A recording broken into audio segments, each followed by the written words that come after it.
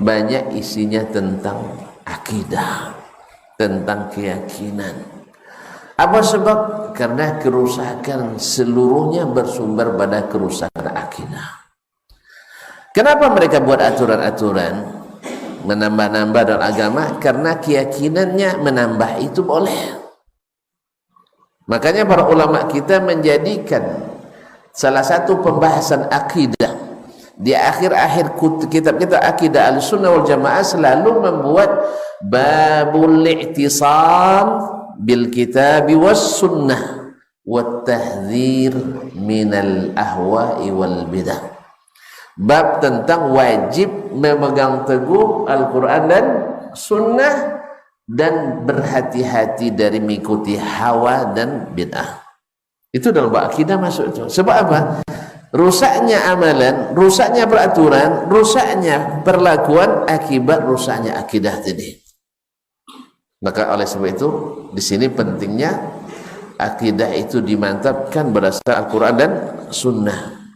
Maka orang ahlus sunnah wal jamaah tidak mengenal kecuali Al-Quran dan sunnah Nabi SAW. Segala produk hukum ijtihad ulama mesti bersandar kepada keduanya. Bila ada yang tidak bersandar pada keduanya, maka ijtihadnya tersebut tertolak, bisa tidak ada sandarannya. Apalagi kalau bertentangan dengannya. Di sini kita tahu bahwa bahwa tidak semua yang dikatakan ulama mesti diikuti. Tidak semua yang dikatakan ulama mesti diikuti bila bertentangan dengan apa yang Allah dan Rasul sallallahu alaihi wasallam ini kan. Sebab rusaknya orang jahiliyah dulu karena mereka merasa bahwa menambah dalam agama itu dibolehkan. Contoh, mereka ketika haji, orang jahiliyah haji pun enggak? Haji, baik. Hajinya kemana? Ya ke Mekah juga. Hajinya ke Mekah. Tawafnya di mana? Di Ka'bah. Sa'inya di mana? Nak konang sa'i dah. Antara Safa dan Marwah. Mabitnya di mana? Di Mina. Wukufnya di mana? Nah, di luar Arafah. Ini mereka rubah. Jadi apa yang haji itu mereka tetap lakukan. Cuman mereka modifikasi. Mereka rubah-rubah, tambah sini, kurang di sini, rubah di sini. Dengan apa keyakinan? Karena asal baik boleh dilakukan. Maka mereka wukufnya asalnya di Arafah, mereka pindah ke dalam tanah haram. Apa sebab? Menurut keyakinan mereka, kok di Arafah pula wukufnya? Arafah itu tanah halal. Mana yang lebih afdal, tanah halal atau tanah haram?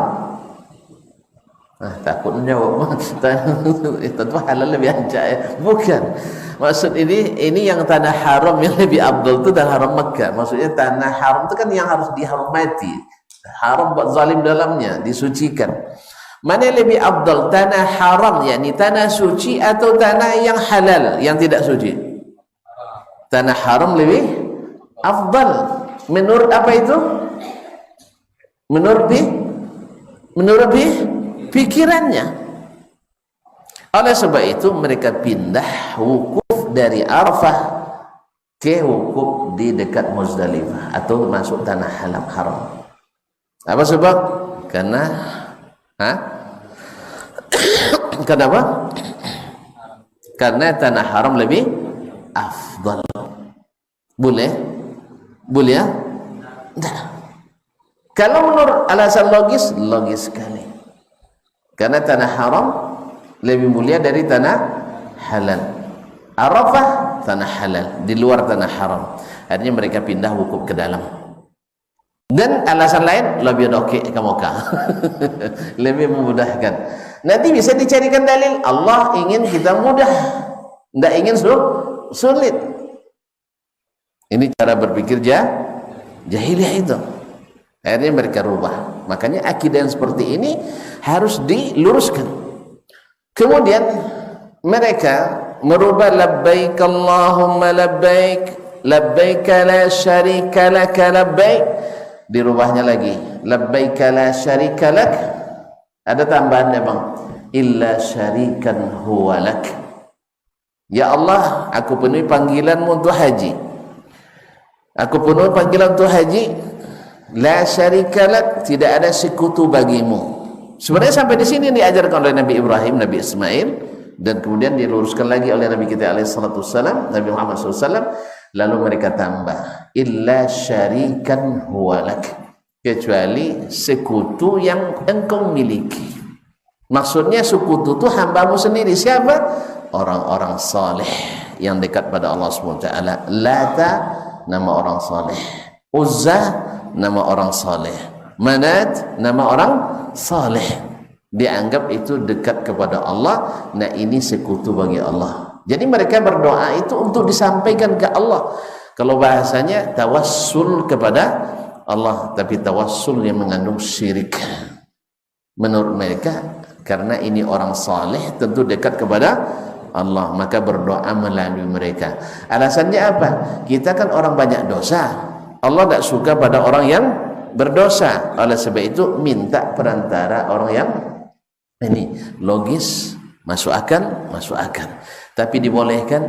Tidak. Kenapa mereka enggak tahu? Ilmu enggak ada. Tapi mereka orang cerdas. Cerdas betul. Berpikir boleh, tapi berilmu tidak. Iya enggak? Ini kini boleh tanya. Orang yang tidak belajar agama tidak mungkin berilmu agama, betul? So, walaupun dia cerdik. Kalau cerdik. Iya.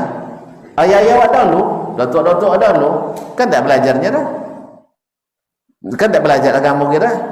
Cerdas, tapi berilmu tidak. Jadi mereka tu cerdas, cuma tidak berilmu. Akhirnya yang digunakan adalah pikiran dan perasaan. Akhirnya mereka rubah. Itulah datangnya. Di mana sebab itu? Karena keyakinan yang keliru bahwa agama ini boleh ada campur tangan kita untuk merubahnya. Asal baik menurut pikiran, baik menurut Allah Subhanahu wa taala. Padahal itu tidak. Jelas? Tambah lah. Contoh lain. Masih hajinya kan yang apanya yang paling syiar yang paling diagungkan itu kan yang berkaitan dengan Ka'bah kan haji.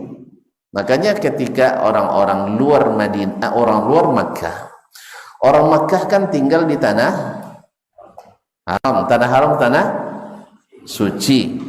Orang yang tinggal di tanah suci tentu suci menurut pikirannya. Kan gitu? Sama kita asal keluarga kiai mesti seperti kiai. Asal keluarga keturunan Nabi mesti seperti, kan itu pikiran kita. Iya enggak? Pokoknya asal keturunan Nabi pasti bergelar Habib, iya kan? Tapi apakah semua Habib mengikuti Nabi? Belum tentu. Ada yang mengikuti, ada yang tidak. Maka tidak sama kaum muslimin dan muslimat dirahmati Allah. Jadi pikiran seperti itu asal di tanah suci mesti suci. Akhirnya mereka buat aturan lagi. Kalau orang tawaf di Ka'bah, Ka'bah tempat suci. Kan bermain pikiran lagi nih. Main pikiran. Oleh sebab itu siapapun yang datang dari luar tanah suci, karena dia tidak suci, maka pakaiannya harus diganti dengan pakaian orang yang tinggal di tanah suci. Masuk aja? Kan masuknya? Secara logika masuk kan? Masuk. Akhirnya disahkanlah itu sebagai aturan. Konsekuensinya apa? Kalau pakaian tak cukup, kan tak cukup itu kan banyak orang datang dari dulu lah. Akhirnya disyaratkan pakaiannya mesti dari orang tanah haram. Dulu tak kini ya. Dulu kini kan tak lah. Zaman jahiliyah dulu harus pakaian situ. Nah, karena yang datang lebih ramai, tentu tidak cukup pakaian orang Mekah. Disewa dan beli habis. Apa konsekuensinya? Mesti tanggalkan pakaian, tawaf dalam keadaan telanjang. Na'udzubillah. Itu di masa, coba akibat perbuatan akidah jahiliyah, akhirnya berakibat pada kelakuan-kelakuan yang jahil tadi. Oleh sebab itu makanya di Fathu Makkah Nabi lebih banyak turun ayat kepadanya tentang akidah.